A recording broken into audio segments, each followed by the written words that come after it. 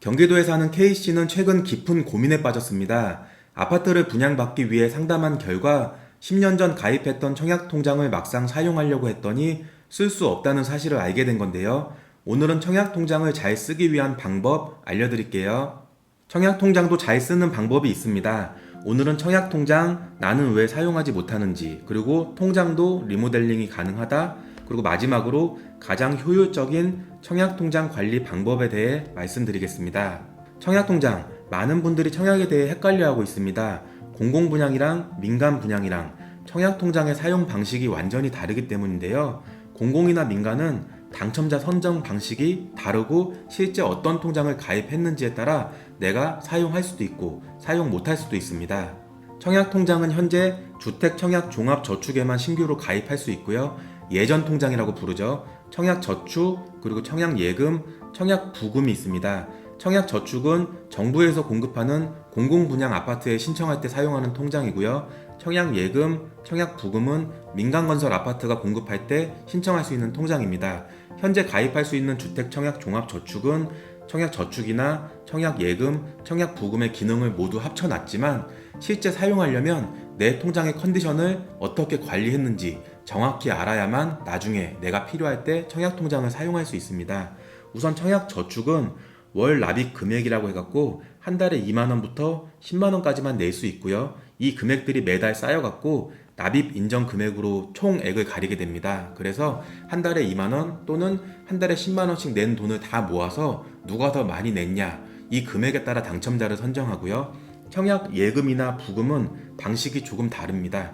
예치금이라 그래갖고 입주자 모집 공고일이 나기 전까지만 관련된 통장에 금액을 넣어 두시면 돼요. 매달 꼬박꼬박 낼 필요 없고요. 그래서 청약 예금을 기준으로 말씀드리면 서울이나 부산에 거주하시는 분들은 300만원을 입주자 모집 공고가 나기 전까지만 통장에 넣어 두시면 전용면적 8호제곱미터 이하, 34평 이하 민간건설 아파트에 청약하실 수 있습니다. 마찬가지로 기타 광역시에 거주하시는 분들은 250만원을 넣어두시면 되고요. 기타 시구는 200만원입니다.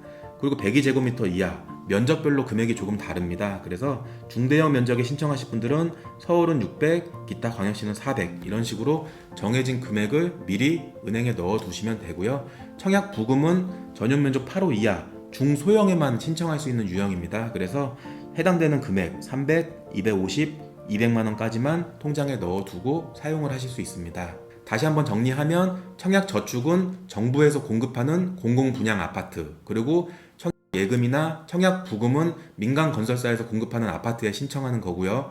주택청약종합저축은 청약저축, 청약예금, 청약부금의 기능을 모두 합쳐서 어디든지 신청할 수 있지만 정말로 실제로 사용하려면 기존의 통장 관리 방식대로 똑같이 관리를 하셔야 된다. 이것만 기억하시면 됩니다.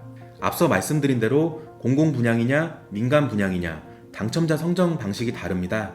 청약저축은 공공분양이고요. 청약예금이랑 청약부금은 민간분양 아파트에 신청한다고 말씀드렸죠. 그리고 어떻게 관리하느냐에 따라서 주택청약종합저축 가입자들이 공공분양 또는 민간분양에 신청할 수 있습니다. 청약저축은 무주택자, 현재 집이 없는 사람들만 가입할 수 있고요.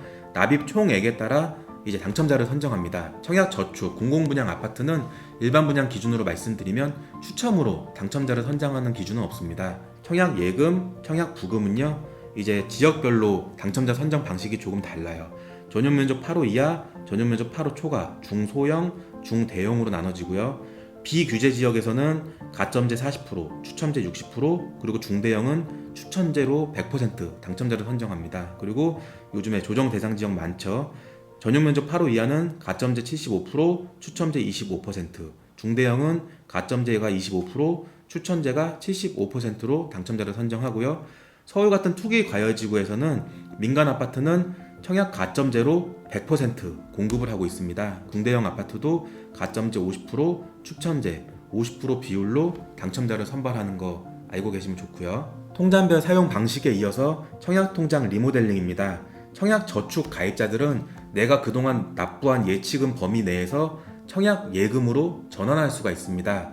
청약저축을 청약예금으로 바꾸는 이유는 청약저축은 한 달에 최대 10만원까지밖에 내지 못하고요. 이 금액이 모여서 1000만원, 1500만원, 적어도 2천만 원 정도는 돼야 좋은 아파트에 당첨될 수 있는 기회가 생겨요. 근데 내가 만약에 당장 내년이나 내후년에 청약을 하고 싶은데 청약 저축에 그동안 낸 돈이 300만 원 또는 500만 원도 안 된다, 이러면 당첨 확률이 크지 않잖아요. 이런 분들은 청약 가점제 점수를 계산해서 내가 청약 예금으로 전환을 한 다음에 민간 아파트에 신청했을 때 추첨제나 또는 청약 가점제에서 내 점수가 높아서 당첨이 될 수 있을 것 같다, 이런 분들은 신중히 판단해서 청약 저축에서 청약 예금으로 전환하는 방법도 한번 생각해 볼 만해요. 다만 주의할 점이 있습니다. 단 한 번만 가능해요. 청약 저축에서 청약 예금으로 한 번 가면 끝이고요. 다시는 돌아올 수가 없습니다. 주택 청약 종합저축, 만능 통장 같은 경우에는 청약 저축으로 썼다가 청약 예금으로 썼다가 마음껏 쓸 수 있는데, 청약 저축 가입자들은 딱 한 번만 청약 저축으로 갈 수 있다. 그래서 이런 점 기억했다가 본인이 이제 어떤 방법으로 청약하는지, 청약하면 좋을지 한번 따져보면 돼요. 그리고 주택 청약 종합저축에 가입한 만 34세 이하 본인이 청년에 해당하는 분들은 이자나 비과세 혜택을 받을 수 있는 청년 우대형 주택 청약 종합저축으로 전환할 수 있습니다. 내가 지금까지 통장을 가입해서 관리해 왔으면 통장을 해지하면 안 되고요. 통장 가입 기간이 또 중요하니까요. 그냥 청약에 대해서 불이익 없이 이자나 비과세를 받을 수 있는 관련 통장으로 전환할 수 있는 것도 기억해 두면 좋습니다. 마지막으로 가장 효율적인 청약통장 관리 방법입니다. 우선 주택 청약 종합저축은 태어나자마자 가입할 수 있습니다. 그래서 부모님들은 자녀가 태어나자마자 청약통장에 기왕이면 빨리 가입해 주는 게 좋고요. 다만 만 19세 이전에 통장에 가입했어도 최대 가입 기간은 24개월까지만 인정이 돼요. 왜냐면 청약통장 가입 기간에 따라 점수를 또 받거든요. 근데 만약에 누구는 1살부터 3살부터 가입했는데 나는 부모님이 미리 가입을 안 해줘갖고 20살이 돼서야 이제야 이런 통장이 있는 걸 알게 됐어요. 그런 분들은 한번 막 10년, 15년씩 뒤쳐져 버리면 이거를 따라잡기가 굉장히 쉽진 않거든요. 그래서 정부에서 만 19세 이전에 청약통장에 가입은 할 수 있지만 최대 가입 기간은 24개월까지만 인정을 해주고 있습니다. 그래서 만 19세니까 한 만 17세 정도에 가입하신 분들은 이제 아기 때부터 가입한 분들이랑 동등한 조건에서 이제 청약통장을 관리하실 수가 있고요. 공공분양도 마찬가지예요. 한 달에 10만 원까지 낸다고 했잖아요. 이런 분들도 최대 24회차, 20살 기준으로 최대 2년치까지만 이제 청약을 하실 때 인정받을 수 있으니까 너무 억울해 하실 거 없고 늦었다고 포기하실 필요도 없습니다. 통장 가입은 무조건 빠를수록 좋습니다. 돈이 없으면 우선 청약통장에 가입 먼저 하시고요. 돈은 중간에 안 내도 돼요. 청약통장 금액 안 냈다고 해서 연체가 되거나 독촉이 오지 않습니다. 그래도 청약통장 가입 기간은 인정을 받기 때문에 돈이 없어도 무조건 청약통장은 먼저 가입하시고요. 가입 기간을 인정받을 수 있어요. 그동안 내가 가입만 하고 돈을 오랫동안 못 냈는데 내가 다시 돈을 벌기 시작했으면 그동안 못 냈던 돈을 한 번에 낼 수 있는 조건도 있습니다. 은행 가셔갖고 상담 받으시고 그동안 못 낸 돈 있으면 한꺼번에 내실 수 있고요. 대신 정상적으로 매달 납부했던 사람들에 비해서는 납입 인정 금액이나 회차를 인정받기까지 시간이 걸려요. 그래도 그동안 못 낸 거를 한 번에 내줄 수 있는 건 굉장히 좋은 기회니까 반드시 활용하시는 게 좋겠고요. 1인 1통장입니다. 가족들 모두 1인 1통장 가능해요. 우리 가족 중에 한 명이 통장이 있다고 해서 다른 사람들은 가입 안 해도 된다? 이렇게 생각하시면 안 되고요. 엄마도 하나 있고 아빠도 하나 있고 저도 하나 있고 청약통장은 많을수록 좋고요.